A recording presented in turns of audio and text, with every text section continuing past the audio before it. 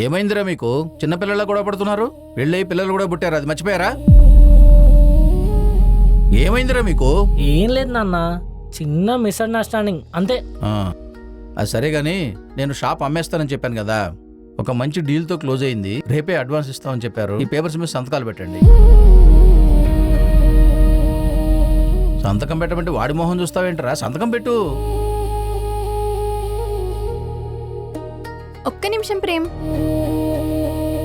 ఇప్పుడు ఆ షాప్ అమ్మేస్తే అందరికి వాటా వస్తుందా మామయ్య? లేదమ్మా, ఈ షాప్ అమ్మేసి కార్తిక్కి ఒక మెకానిక్ షాప్ పెట్టిద్దామని నేను ప్రేమ ఎప్పుడో అనుకున్నాం.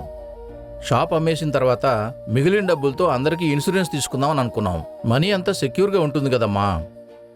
ఇన్సూరెన్స్ చేపిస్తే సరిపోతుందా మామయ్య? ఆ షాప్ మీద ప్రేమకు కూడా సమానమైన హక్కు ఉంది కదా, అడుగు ప్రేమ్. వీడికే లేని బాధ నీకేంటి అంజలి? అయ్యా, నేను అడిగిన ప్రేమ అడిగిన ఒకటే కదా మావయ్య. అయినా కట్నమించి వచ్చిందాన్ని నేను, దానిలో ఏమీ ఊపుకుంటూ రాలేదు. అన్నీ మూసుకొని ఉండడానికి ఆ మాత్రం అడగడం కూడా తప్పేనా? ఏం మాట్లాడుతున్నావు వదినా?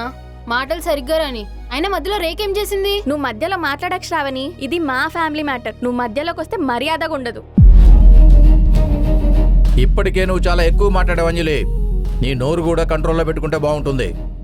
అయినా నువ్వు తెచ్చిన కట్నం నీ పేరు మీదనే సేఫ్గా పెట్టాను. రేపొద్దున నువ్వు నీ కొడుకు తీరిగ్గా తినండి. అయినా ఇది ఈ అన్నదమ్ములకి మా కుటుంబానికి సంబంధించిన మ్యాటర్, ఇది నువ్వు ఇన్వాల్వ్ కాకుండానే మంచిది.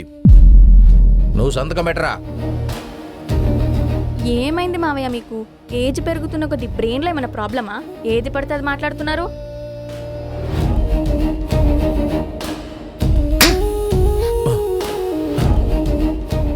నువ్వు నాకు భార్య కాకముందు ఆయన మా నాన్న. మాట్లాడే ముందు వెనకాల చూసుకొని మాట్లాడంజలి. వెళ్ళి ఇక్కడ నుంచి.